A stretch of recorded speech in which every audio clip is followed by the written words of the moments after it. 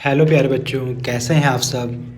आप सभी का हमारे चैनल पे स्वागत है। और हमारे इस वीडियो को स्टार्ट करने से पहले आप सभी अगर हमारे चैनल पर नए हैं तो हमारे चैनल को लाइक और सब्सक्राइब करना ना भूलें। साथ ही साथ जो भी आपके स्टैंडर्ड के फ्रेंड होंगे, जो आपकी क्लास में पढ़ते होंगे परंतु वो हमारे विद्यालय के ना होंगे, तो आप उनके साथ भी ये वीडियो शेयर कर सकते हैं। तो चलिए बिना किसी देरी के अपने वीडियो को हम स्टार्ट करते हैं। तो सबसे पहले हमारा जो चैप्टर है वो है the electric current and it's effects, यानी इलेक्ट्रिक करंट क्या है और उसके इफ़ेक्ट्स क्या होते हैं, उसको इस चैप्टर में हम कंसीडर कर रहे हैं। तो प्यारे बच्चों, इसको स्टार्ट करने से पहले हमारा जो नेक्स्ट टॉपिक आएगा वो एक्टिविटी 3 तक हम लोगों ने कवर कर लिया था प्रीवियस वीडियो में। अगर आपको यहाँ तक आप प्रीवियस वीडियो अगर नहीं देखा है आपने, तो एक बार आप प्रीवियस वीडियो को ज़रूर देख लीजिएगा। तो अभी हम स्टार्ट करते हैं कॉमन इलेक्ट्रिकल अप्लायंसेस, यानी कुछ ऐसे इलेक्ट्रिकल इंस्ट्रूमेंट्स जिनको हम अपने डेली लाइफ में रिलेट करते हैं। रोज़ डेली पर्पस के जो मटेरियल हैं, जो आप अपने घरों में जो अप्लायंसेस हैं उनको यूज़ करते हैं, उनको यहाँ पे बताया गया है। तो सबसे पहले many electrical appliances like electric irons, electric cookers, toasters, hair dryers, electric ovens, immersion heaters and hot plates that we use at our homes have a heating element। यहाँ पे आपको ये कुछ इलेक्ट्रिक आयरन्स, यानी ये देखिए ये फिगर में बना हुआ है ना इलेक्ट्रिक आयरन यानी प्रेस, और ये बगल में बना हुआ है इलेक्ट्रिक कुकर, और उसके बगल में बना हुआ है आपका टोस्टर, और हेयर ड्रायर जिससे हम अपने बालों को सुखाते हैं, इलेक्ट्रिक ओवन जिसमें हम खाना वाना गर्म करते हैं या उसमें पकाते हैं, इमर्सन हीटर्स, आजकल ठंडी का टाइम चल रहा है तो इस ठंड के मौसम में हम देखते होंगे, आप अपने घरों में देखते होंगे कि हीटर चलाया जाता है जिससे हम हीट एनर्जी वो प्रोड्यूस करता है, और उस हीट एनर्जी को हम क्या करते हैं अपने लिए यूज़ करते हैं, अपने बॉडी के टेम्परेचर को मेंटेन करने के लिए। ठीक है, तो प्यारे बच्चों ये सारे जो इमर्सन हीटर्स हैं, हॉट प्लेट्स हैं, इन सबको हम यूज़ करते हैं अपने घरों में, जो जिनमें क्या लगा होता है, हीटिंग एलिमेंट्स लगे होते हैं जो इनको हीट करते हैं। ठीक है, the principle of changing electrical energy into heat energy with the passage of electric current is applied in these appliances. यानी ये कौन से प्रिंसिपल पे काम करता है, ये आपका इलेक्ट्रिकल एनर्जी को हीट एनर्जी में कन्वर्ट कर देता है। ठीक है, यहाँ पे हम इसको बिजली से यूज़ कर रहे हैं, लेकिन ये बिजली हम लगा रहे हैं तो ये क्या कर रहा है, ये जिस भी चीज़ में हम लगा रहे हैं तो वो उसको गर्म कर रहा है। जैसे हीटर हमें गर्माहट देता है, प्रेस जो आपका इलेक्ट्रिक आयरन है वो भी क्या करता है, कपड़े उससे हम प्रेस करते हैं ना, तो वो भी वही काम करता है, गर्माहट दे रहा है। तो प्यारे बच्चों आगे है, normally all heating appliances consist primarily of 2 parts, यानी जितने भी हीटिंग अप्लायंसेस होते हैं वो 2 उनमें पार्ट मेन होते हैं। पहला क्या है, ए रेसिस्टेंट कॉल्ड फिलामेंट, उसमें एक रेसिस्टेंट होता है जिसको हम क्या बोलते हैं, filament, which is a coiled length of nichrome wire, जिसमें एक नाइक्रोम वायर की लेंथ होती है जो उससे अटैच होती है। This wire has highly resistivity and A high melting point. और आपका ये जो नाइक्रोम वायर होता है इसकी जो है, जो कह सकते हैं यानी इसकी जो क्षमता है वो क्या होती है, वो काफ़ी हाई पॉइंट होती है, यानी इसका जो पिघलने का पॉइंट होता है वो बहुत ही हाई होता है। यानी ये बहुत ही, अगर हम इसको ज़्यादा हीट करेंगे तो बहुत ज़्यादा हीट करने पर ही ये पिघल सकता है, अदरवाइज़ ये पिघलेगा नहीं। ठीक है, और इसका जो है मेल्टिंग पॉइंट भी हाई है। और तो इस तरह हम यहाँ पे और ये देख सकते हैं। और ये दूसरा जो इसमें हम चीज़ यूज़ करते हैं, आपका जो अप्लायंसेस होता है, जो हीटिंग एलिमेंट्स होते हैं, the insulating base made of fire clay, mica, silica or asbestos in which the filament is embedded.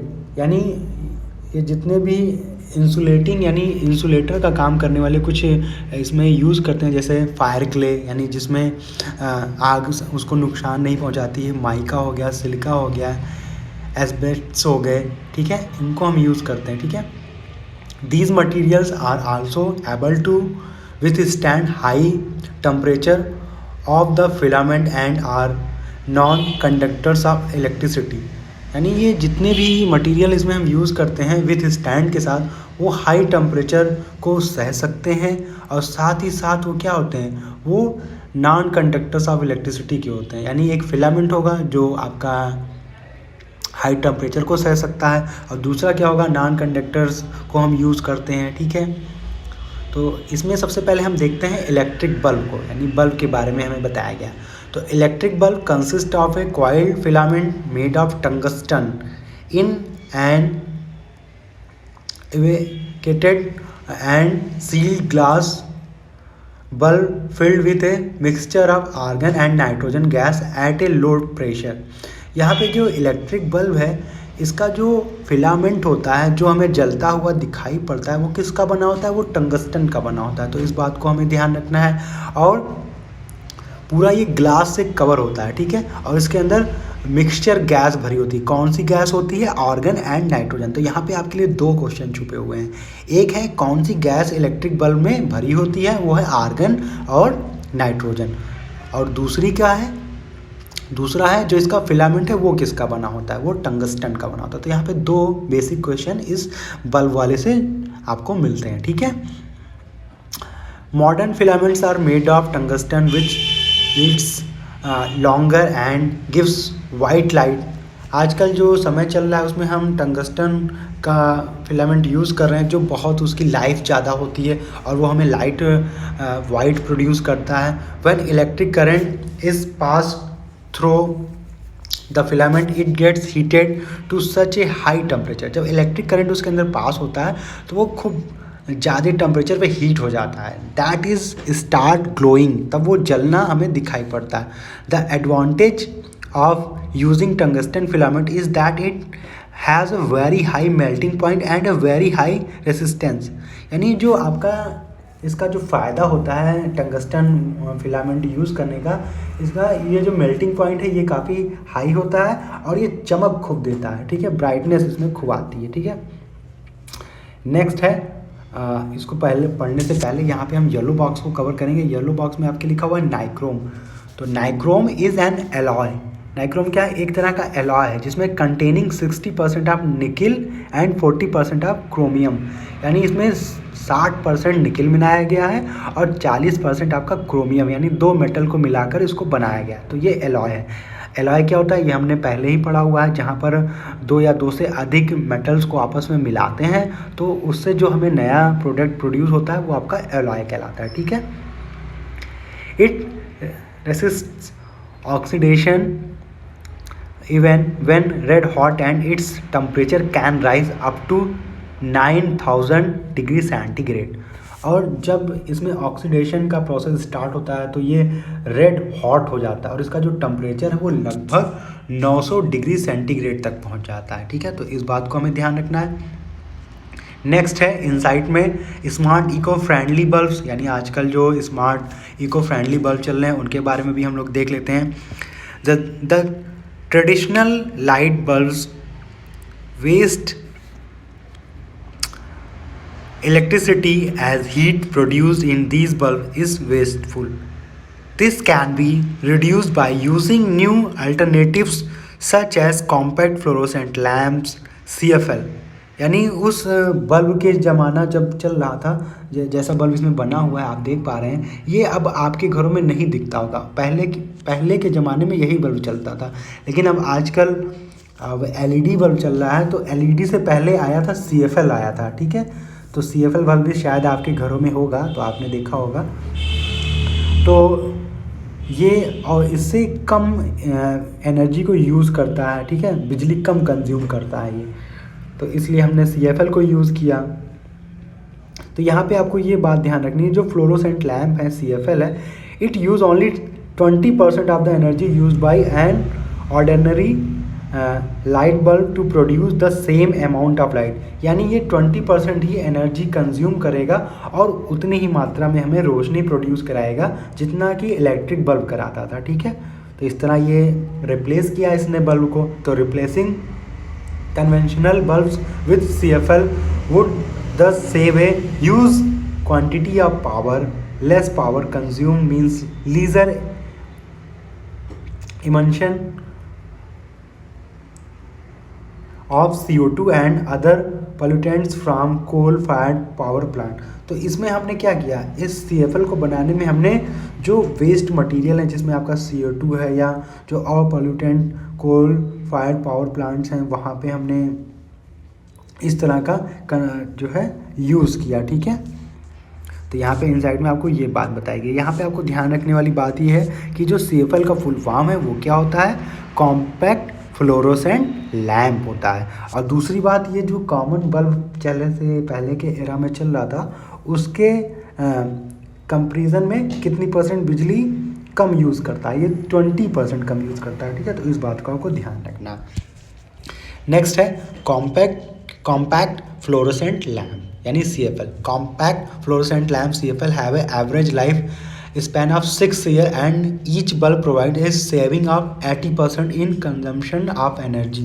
यानी जो CFL होता है, यानी इसका जो फुल फॉर्म है कॉम्पैक्ट फ्लोरोसेंट लैम्प, ये आपका जो इसकी लाइफ होती है वो लगभग 6 साल होती है। यानी अगर आप एक बार अपने घर में लगा दिए तो ये 6 साल तक। ये देखिए CFL ऐसा होता है जैसा यहाँ पे फिगर में बना हुआ है। फिलहाल अब इसका मॉडर्न आ गया है, वो क्या है, वो LED बल्ब्स हैं जो आपके घरों में दिखते होंगे। ठीक है, और ये 80% बिजली के हमें सेव कराता था। ठीक है, जो आपका इलेक्ट्रिक बल्ब होता था उसके कंपैरिजन में।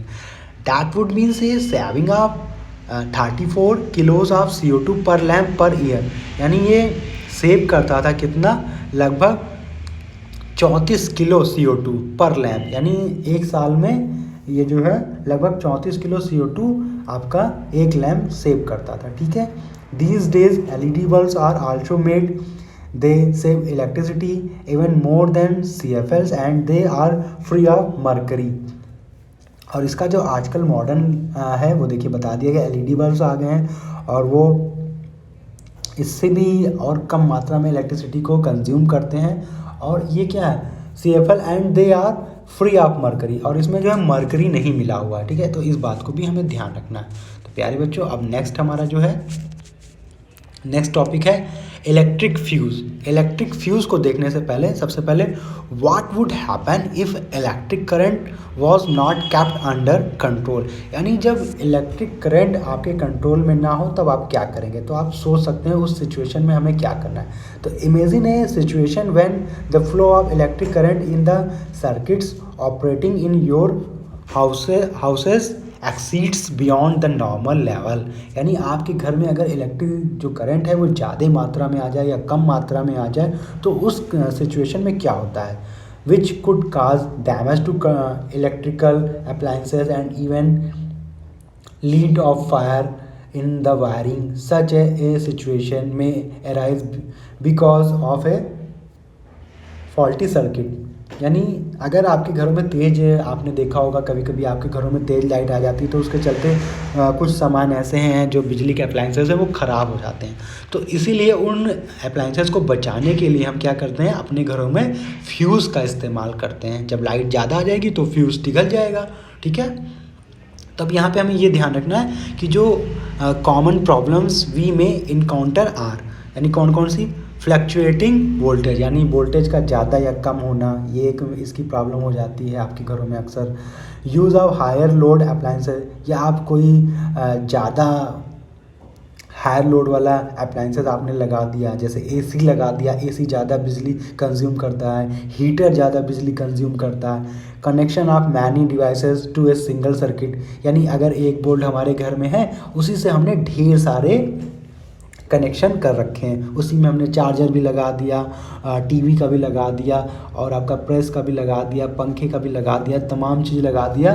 तो वो बोर्ड क्या होगा, उसमें पावर तो अब ज़्यादा वो कंज्यूम कर रहा है ना, तो वो उसमें जो तार वार हैं वो पिघल सकते हैं। शॉर्ट सर्किटिंग, यानी शॉर्ट सर्किट हो जाए तो इस तरह की प्रॉब्लम हमारे घरों में आ जाती है। तो इन सब से बचने के लिए हम क्या करते हैं, तो ये फ्यूज़ का इस्तेमाल करते हैं। ये देखिए फ्यूज़ बने हुए हैं ना, सिरेमिक फ्यूज़ है और कार्टेज फ्यूज़ है। ठीक है, तो ये 2 तरह के फ्यूज़ होते हैं।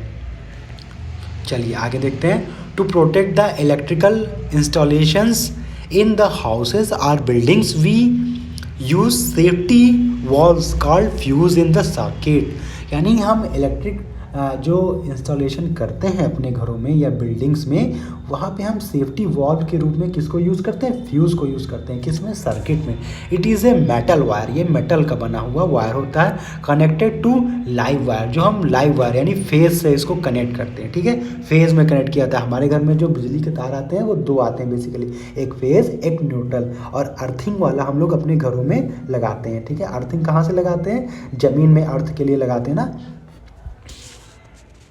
The fuse wire is made up of suitable alloy which has low melting point। यानी जो फ्यूज़ का वायर होता है उसका जो मेल्टिंग पॉइंट होता है वो बहुत कम होता है। यानी ज़्यादा बिजली आ गई तो उसका मेल्टिंग पॉइंट कम है तो वो पिघल जाएगा। तो आपके जो घर के अन्य अप्लाइंसेस हैं, जब वो पिघल जाएगा तो सर्किट ब्रेक हो जाएगी। जब सर्किट ब्रेक हो जाएगी तो करंट आगे नहीं जा पाएगा, जिसके चलते आपके घर के जो अप्लाइंसेस हैं वो शेप हो जाएंगे।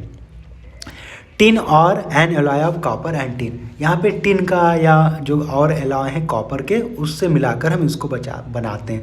तो बेसिकली जो फ्यूज़ बनाते हैं वो लेड और टिन का बनाते हैं। ठीक है, वो सबसे परफेक्ट माना जाता है लेड एंड टिन का। तो ये भी एक क्वेश्चन होता है कि जो फ्यूज़ वायर हम यूज़ करते हैं वो कौन से मेटल का बना होता है। तो यहाँ पे ये क्वेश्चन आपको पूछा जा सकता है आगे के एग्ज़ाम्स में। तो आपको ये ध्यान रखना है किसका होता है? Lead and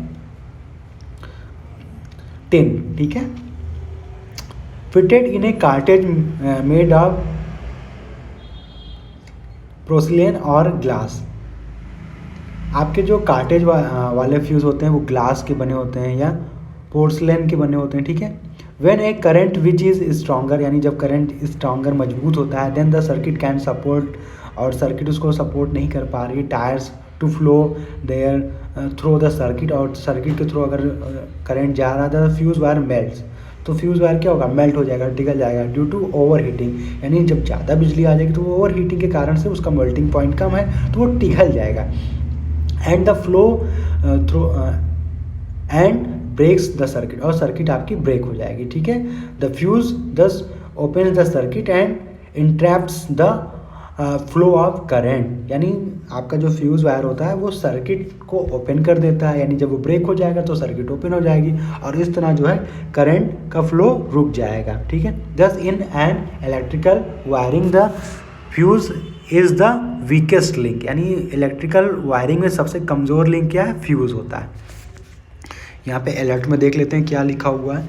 When the fuse has blown, the first step is to turn off the main switch। यानी जब आपके घर में अगर फ्यूज़ आपका किसी बोर्ड का ख़राब हो गया तो हमें क्या करना है? सबसे पहले अपने घर की जो बिजली है उसकी मेन स्विच को कट कर देना है, तब उस फ्यूज़ को सही कर लेना है। ठीक है, switch before looking for the cause of the trouble. ठीक है, तो यहाँ पे यही बताया गया। अब है मैनिच्योर सर्किट ब्रेकर। ठीक है, ये MCB है जो आजकल फ्यूज़ का मॉडर्न रूप है। ठीक है, MCB आपके घरों में लगा होगा, आपने देखा होगा।